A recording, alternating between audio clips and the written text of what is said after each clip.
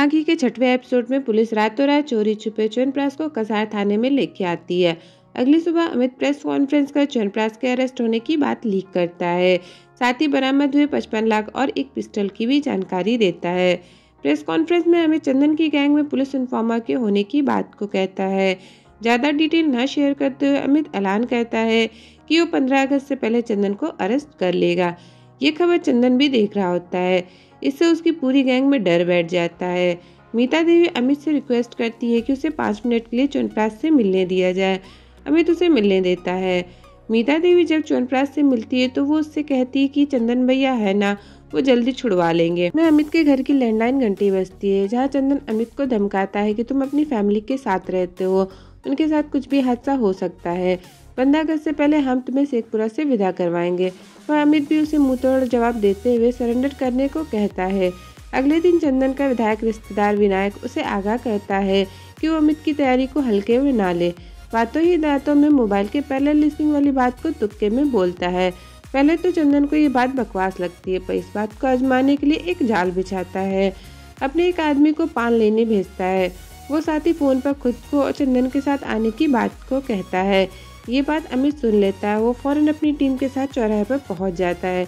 इस तरह चंदन समझ जाता है कि उसकी बातें अमित सुन रहा है। चंदन फिर से अमित को अपने जाल में फंसाने का प्लान बनाता है, जहाँ एक फेक कॉल कर कहता है कि च्यवनप्राश के अरेस्ट होने पर बिहार पुलिस जिंदाबाद का नारा लगाने वाले लोग इंदरपुर गांव के थे और 1 घंटे में वो शमशान बन जाएगा। ये बात सुन अमित फौरन फोर्स लेकर इंदरपुर गांव के लिए निकल जाता है, पर रास्ते में झांकी की वजह से फंस जाता है। चंदन इंदरपुर गांव ना जाके उन व्यापारियों के पास जाता है जिन्होंने अमित के कहने पर हफ्ता देना बंद कर दिया था।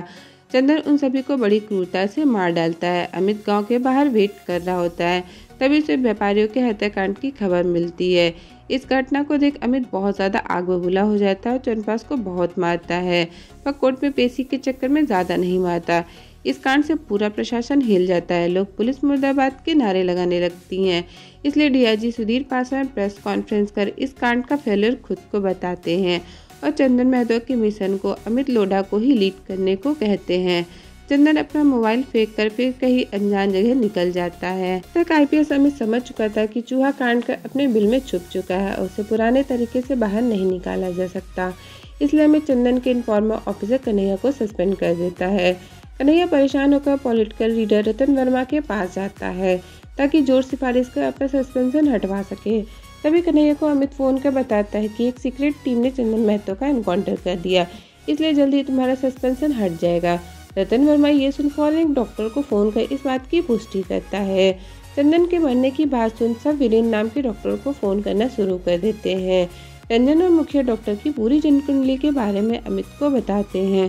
तभी डॉक्टर के फोन पर मीता देवी की कॉल आती है कि चंदन महतो के मरने की बात सच है या झूठ है, जिस पर डॉक्टर उसे बताता है कि यह वह झूठ है, पर मीता देवी चंदन से बात करने की जिद करती है। अगले 5 मिनट बाद चंदन महतो मीता को फोन कर उससे बात करता है, जहां उनकी बातों से पता चलता है कि चंदन और मीता के बीच तो अलग ही लव एंगल चल रहा है।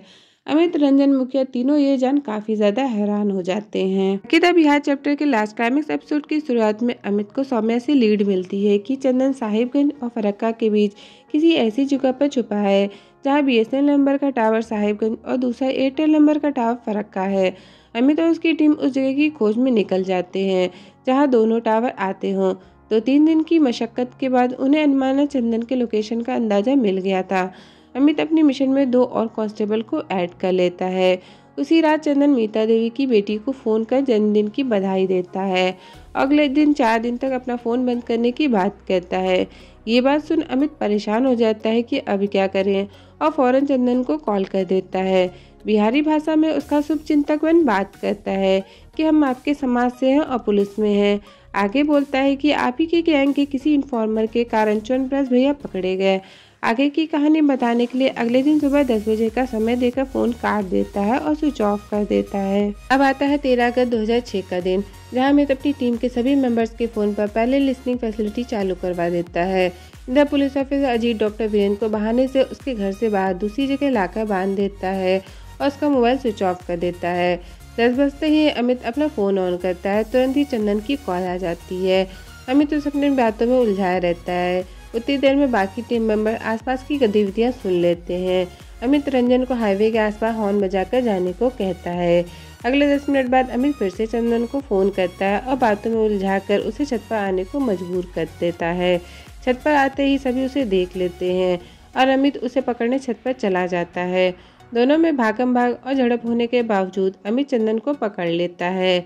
अमित इस बात को फौरन डीआईजी पासवान को बताता है तो वो इसे कॉन्फिडेंशियल रखने को कहते हैं, पर ये बात लीक हो जाती है। इसका सारा क्रेडिट आईजी मुक्तेश्वर चौबे ले लेते हैं। तो में चंदन 2 नए कांस्टेबल को घूस देने की कोशिश करता है, पर वो इस ऑफर को रिजेक्ट कर देते हैं क्योंकि चंदन की ही वजह से उनके पिता की मृत्यु हुई थी। उनके पिता नवादा जेल में तैनात थे जब चंदन फर्स्ट टाइम भागने में कामयाब रहा था। रास्ते में अमित गाड़ी चेंज कर देता है। चंदन अमित को भड़काने की कोशिश करता है। गुस्से में आकर अमित उसका एनकाउंटर करने वाला होता है, पर डीआईजी पासवान उसे ऐसा करने से रोक देते हैं। अगले दिन मुखिया अमित से परमिशन लेकर चंदन को शेखपुरा की सड़कों पर उसके मुंह में कालिक और जूतों की माला पहनाकर बेइज्जत करता है। कुछ दिन बाद चंदन और च्यवनप्राश दोनों को कोर्ट में पेश किया जाता है, पर कोई भी उसके खिलाफ गवाही नहीं देता क्योंकि चंदन के आदमियों ने फिर से सभी गाँव वालों को डरा दिया था।